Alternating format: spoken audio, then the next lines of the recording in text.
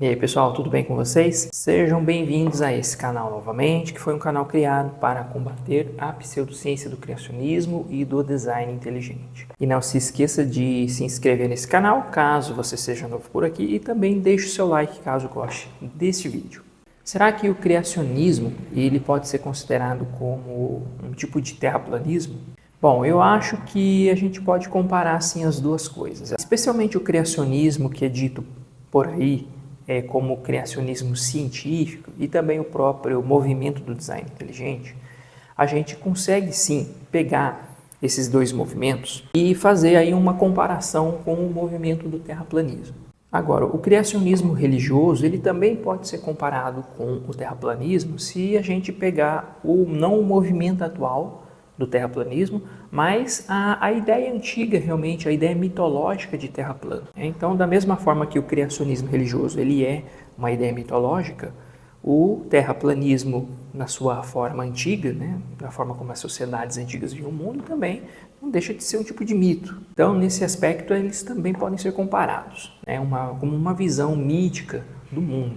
Agora, o movimento atual do criacionismo científico e do design inteligente, eles podem ser comparados com o movimento atual de terraplanismo também. Todos os três movimentos, eles se caracterizam como uma pseudociência, porque há uma tentativa de pegar essas ideias e trazer, digamos aí, que uma roupagem científica para elas, trazer aí um certo tipo de credibilidade que a ciência tem, para poder dizer, então, que aquela ideia é apoiada pela ciência, etc. Mas, além desse ponto, eu gostaria de trazer, na verdade, uma outra discussão sobre essa comparação. O criacionismo científico, assim como o terraplanismo, ambas as ideias, elas têm um fundamento basicamente religioso. Ou seja, o fundamento delas, do porquê que os seus defensores querem defender essa ideia, é porque existe, então, um motivo religioso por trás. Ou seja, porque a ideia de criação especial ou também a ideia de que a Terra é plana supostamente estaria dentro de um livro sagrado, defendido, sendo defendido num livro sagrado, que no caso é a Bíblia. E de fato, as duas ideias elas podem ser defendidas baseadas, por exemplo, nos escritos de Gênesis. E não apenas no livro de Gênesis, outros livros da Bíblia também. Só que é interessante notar que as duas ideias, tanto o criacionismo científico, a ideia de criação especial e também o terraplanismo, eles também, ao mesmo tempo que podem encontrar algum fundamento na Bíblia, ao mesmo tempo existem algumas controvérsias também, ou seja, nem sempre é muito claro essas ideias ali.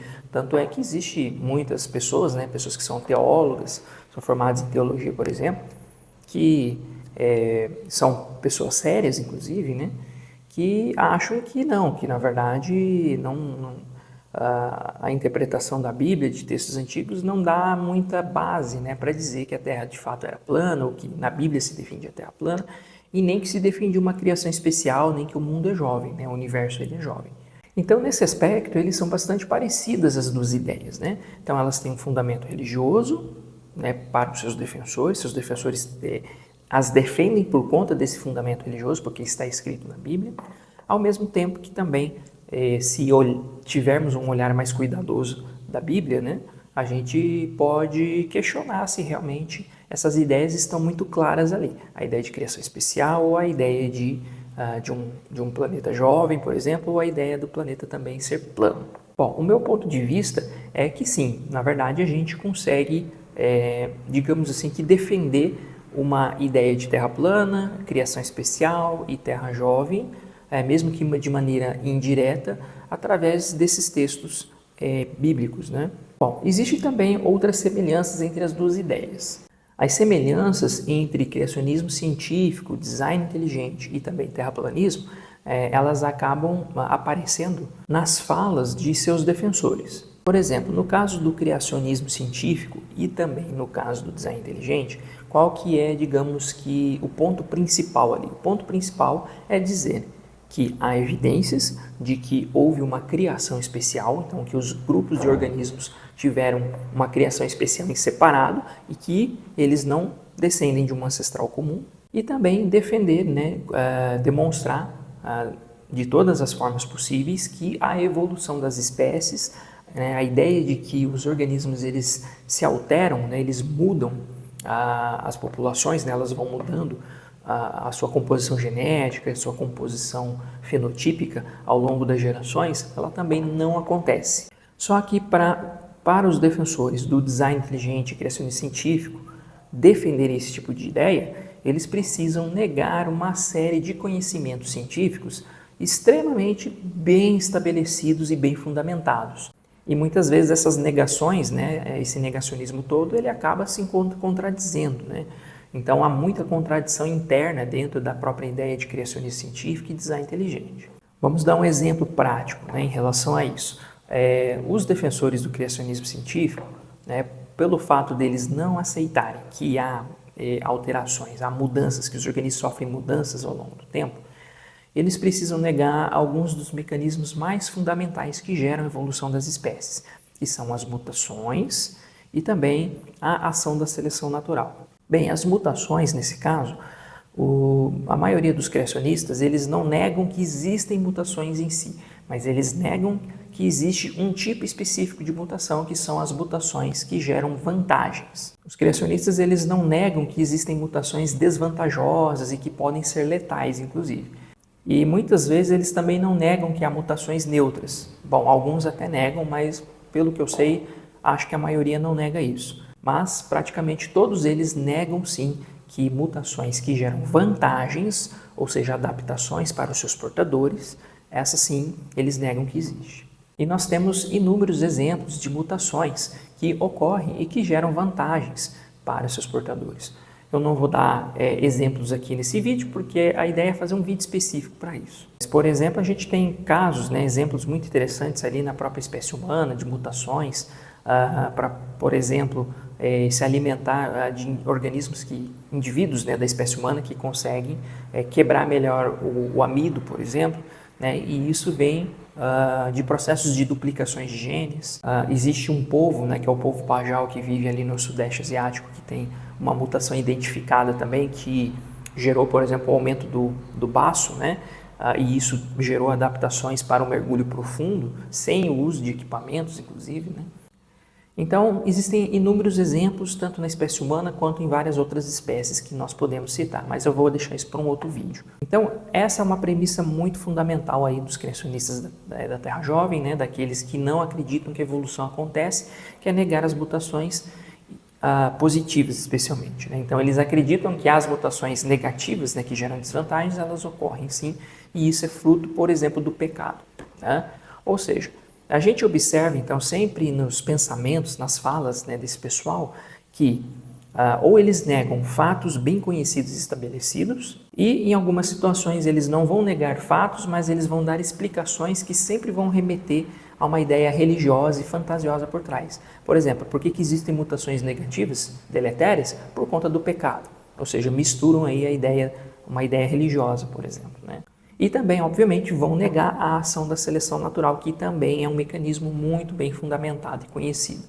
Seleção natural, a ação da seleção natural sobre uma variedade genética, né, nas populações, e essa variedade que vem das mutações, inclusive, todo esse mecanismo atuando em conjunto é muito bem conhecido por exemplos que nós observamos na natureza, exemplos que observamos que teria ocorrido historicamente, ou seja, no passado, exemplos de experimentos que podem ser feitos com organismos de gerações mais curtas, né, que podem ser cultivados, vamos dizer assim, em laboratório, como moscas, bactérias, enfim, e outros tipos de organismos. E aí testes relacionados, por exemplo, à ação da seleção natural, né, a presença de certos tipos de variedades de genes que geram vantagens e desvantagens, ou que são neutros, tudo isso em conjunto pode ser estudado, tá, por uma área da biologia evolutiva, que é a genética de populações. Além de modelos matemáticos que confirmam, né, todos esses parâmetros, todos esses mecanismos aí. Só que os criacionistas, eles precisam negar tudo, e eles não apresentam nada no lugar, eles simplesmente trazem alegações. Olha, isso aqui existe dessa forma porque foi criado. Então, não existe nenhum tipo de modelo matemático, nada do tipo.